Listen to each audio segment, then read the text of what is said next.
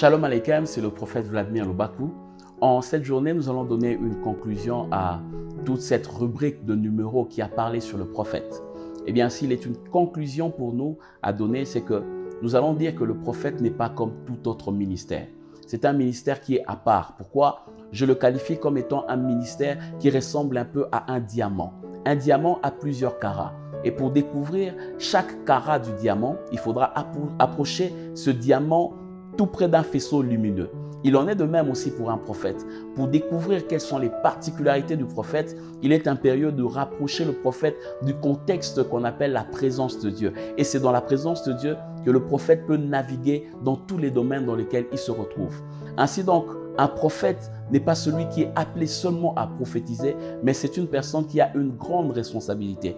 Il est d'abord un veilleur et puis c'est un réveilleur. Un veilleur, pourquoi? Parce qu'il est appelé à avoir toujours les yeux affermis ou les yeux ouverts pour canaliser le peuple de Dieu sur le chemin de la vérité. Il est un réveilleur, pourquoi? Parce que lorsque le peuple dort, c'est lui qui est appelé à sonner de la trompette pour alerter le peuple de Dieu à la prise de conscience que Dieu revient bientôt. Et au-delà de cela, le prophète est une personne qui est appelée à remettre l'alliance qui a été brisée entre Dieu et les hommes. C'est un homme qui insiste sur la réalité de l'alliance de Dieu parce qu'il comprend une chose, c'est que sans Dieu, l'homme ne peut absolument rien.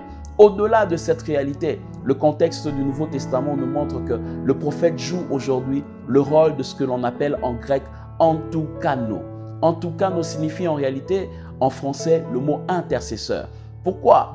Tout prophète qui est appelé à recevoir les oracles de Dieu et le transmettre aux hommes est appelé à devenir intercesseur des paroles qu'il a reçues de la part du Seigneur en rapport avec les hommes.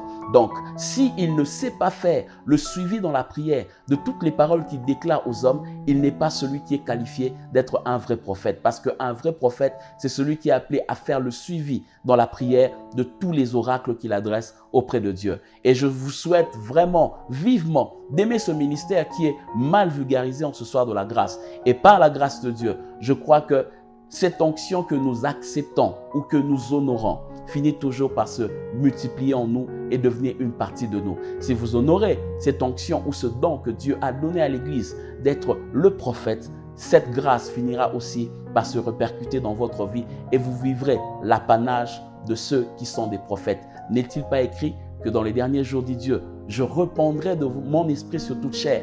Vos fils et vos filles prophétiseront. En d'autres mots, ils auront la nature de Naba. Il deviendra de Nabi. Donc, c'est une réalité qui est contextualisée à tout un chacun de nous en ce soir de la grâce. Désirez cela et vous vivrez cette réalité dans votre vie de tous les jours. Shalom Aleichem et que Dieu vous bénisse. Au prochain numéro, nous parlerons d'autres choses de très intéressantes. Merci beaucoup.